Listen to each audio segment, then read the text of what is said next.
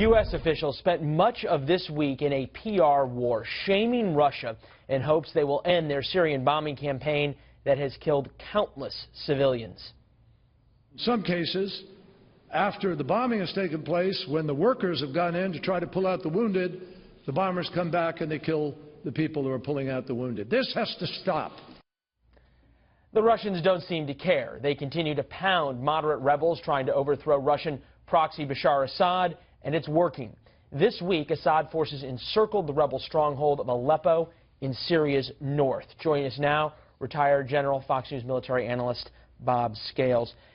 General, it seems as though you have the Secretary of State going, pretty please, stop, and the Russians are going, eh. Well, this is the way the Russians fight their wars. We don't. Remember, the Russians have left 9,000 dead in the Ukraine, mainly from artillery and airstrikes, exactly the same type of indiscriminate airstrikes that they're using in Aleppo. And oh, by the way, now the Russians have brought up their artillery.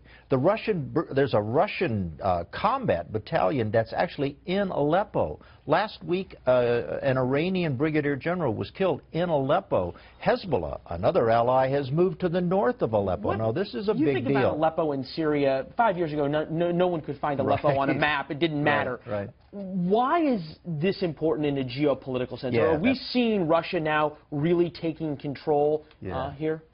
Aleppo is the center of gravity of Russia's campaign. There are 325 civilians that will be cut off in Aleppo and be starving. So that takes the clock in these peace negotiations away from Kerry, because he can't hold on too much longer. In addition to that, once Aleppo is surrounded and taken by Assad, Russia, the Iranians, and Hezbollah, then all of a sudden the Free Syrian Army simply disappears. And the advantage goes, if not victory, the advantage goes to Assad and to Russia and to Iran and to Hezbollah, all the bad actors in the West. Meanwhile, the United States has been saying, let's talk, let's have negotiations.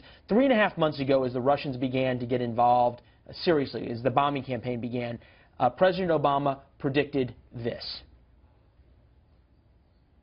An attempt by Russia and Iran to prop up Assad and try to pacify the population is just going to get them stuck in a quagmire. And it won't work. The Assad regime will fall. Assad regime isn't going to fall. The Assad regime has got bone in the teeth.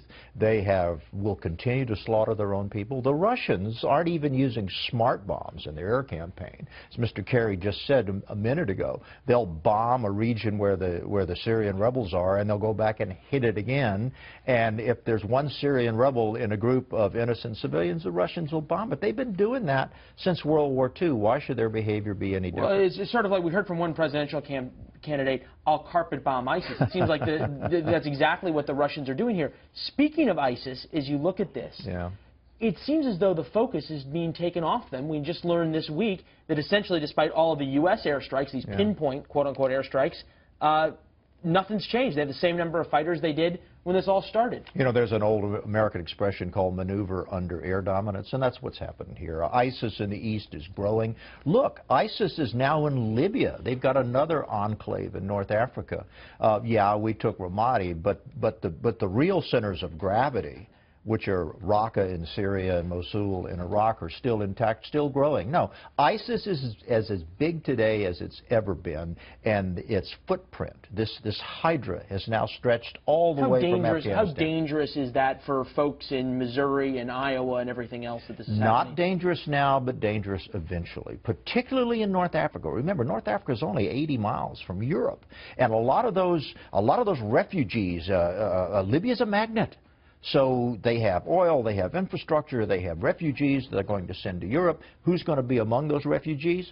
ISIS. Right. And so it may not be tomorrow, it may not be next week, but the target, America is a target, is in their crosshairs. And we've already heard from the White House this week that now they're trying to figure out what kind of policy to have towards Libya. Policy in Syria hasn't seemed to work so far, so we'll see if round 2 goes any better. General, thank you, sir. Thank you very much, Leland.